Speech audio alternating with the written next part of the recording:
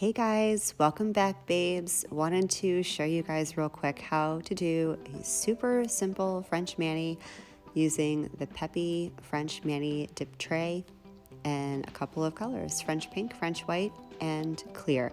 Also going to be using step 1, step 2, step 3, everything that comes in your starter kit, a fluffy brush and a cuticle stick. And that's really all that you need to do this gorgeous French mani.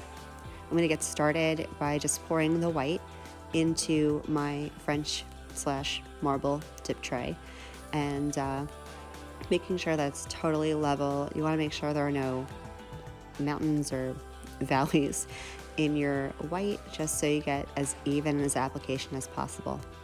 And I'm going to go in with my step 1, which is your dip base, and I'm going to apply that to my entire nail. Now I always have a paper towel working next to me just so I can, easily clean up if I need to, and clean up my brush if I need to as well. So good tip, have a paper towel very, very handy just in case. So like I said, I'm going to go in with my step 1, going all the way from my cuticle down to my free edge. Now if you like to build your nail up a little bit before you do a design, you can certainly do a dip and clear or even a 3/4 dip and clear. My nails are on the shorter side, so I am just going to go in right with my color. So cuticle to free edge, as even and thin as possible.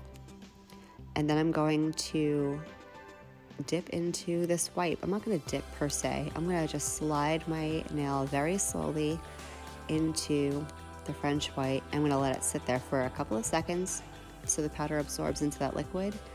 Angle my finger down and as gently as possible tap off excess. And I'm going to go back in for one more dip just to make sure I have that line exactly where I want it before I go in with my French pink. And I'm not going to dip into my French pink. I am going to very, very carefully pour over the French pink as to not disrupt that smile line.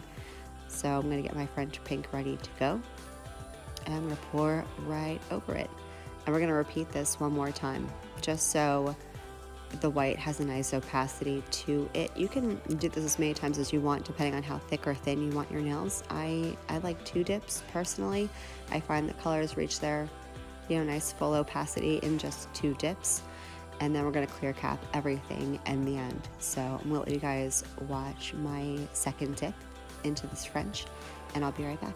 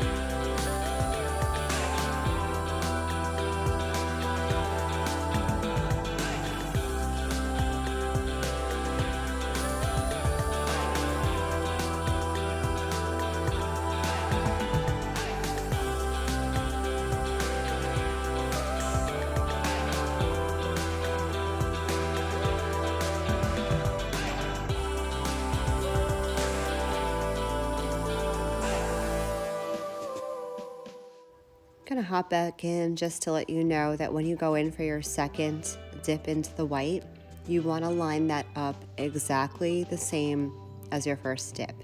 That is going to give you the cleanest, sharpest, most cut smile line you can get.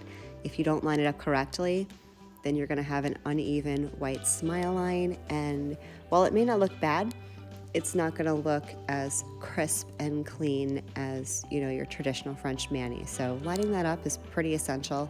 And then again, you're just going to pour over your French pink powder and brush off excess. And then we're going to clear cap.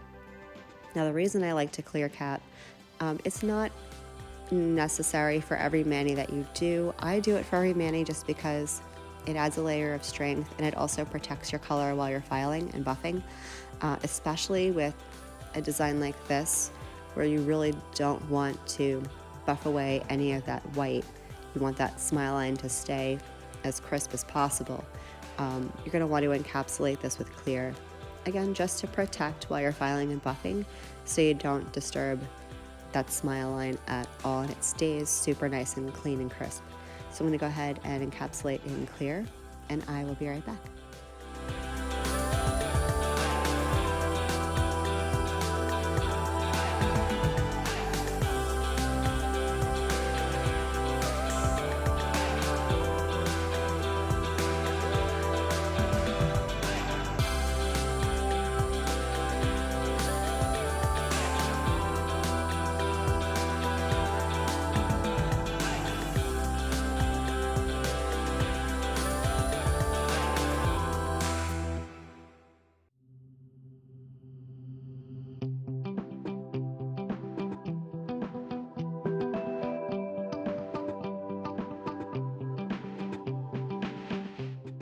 So now that we've gotten our design done and it's encapsulated, I'm going to go ahead and activate using step 2.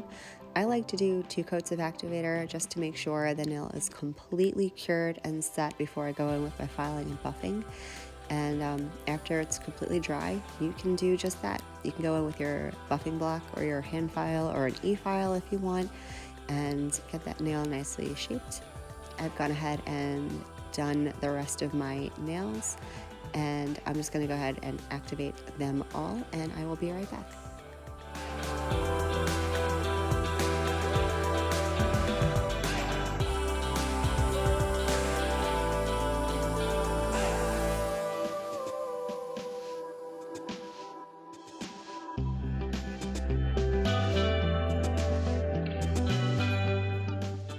So while I'm letting my activator dry, I'm going to go ahead and clean up. And this is one thing I love about this system. You know, I went and poured over the cap for my French pink, and I could just pour it right back into the jar. No wasted product, which saves you guys and me a little bit of money. Same thing goes for the white. I've got the white in that French dip tray, and all I'm going to do is pour it right back into my pot with the French white. Again, saving all my product and not wasting any money. So what I'm going to do is I'm going to get everything over here cleaned up. I'm going to file and buff my nails, and I'll be right back and we'll top coat.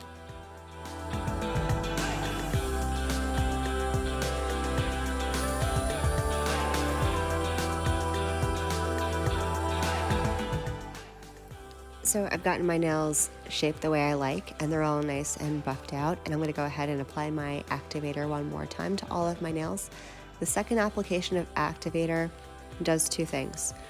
It does continue curing your nail if there was maybe a little bit of product that was not fully cured, you know, deep down in there, but also it's going to activate your top coat, allowing it to dry nicely and have that super shiny gloss finish to the end of it. So once your activator dries, you do want to rub it a little bit with a dry paper towel just to make sure there is no excess. If the step 3 comes in contact with activator, it can cause the brush to harden, and if the brush goes back into the step 3 bottle, it can cause your liquid to become a little bit gelatinous, and you don't want that because then it's unusable. So now I'm going to go in with my step 3, and for the first coat of step 3, you want to make sure you do this in 2 or 3 2 or 3 quick strokes, and then wipe your brush off. In the event there is any activator still left on your nail surface, you want to make sure that it doesn't go back into the bottle, so just wipe your brush off in between nails. I like to make a habit of doing this every time I use base and top coat just to make sure I never contaminate anything. Also, it helps you to not glue your bottle shut, because if there's glue on your brush and you touch the neck of the bottle, that can dry, gluing your bottle shut, and that's no fun. So wiping your brush off can prevent your bottle accidentally being glued shut and making it, again, unusable. So I'm going to finish up my first coat of the step 3. We're going to let that dry just for a second. You'll see when it starts getting a little bit almost wrinkled that it's ready for the second coat.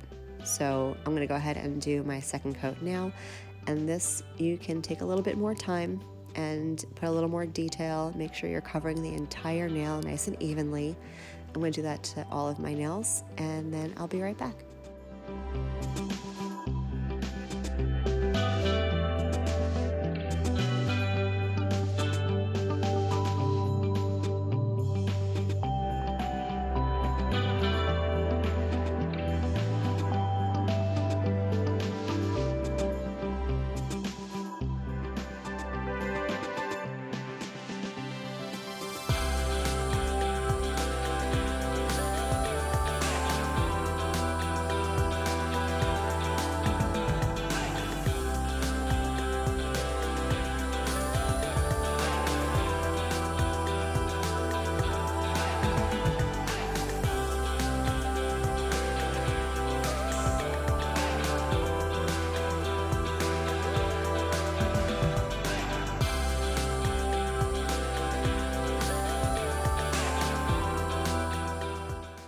So my nails did dry down in about 3 to 4 minutes, and now I'm going to finish off my mani like I always do with some cuticle oil.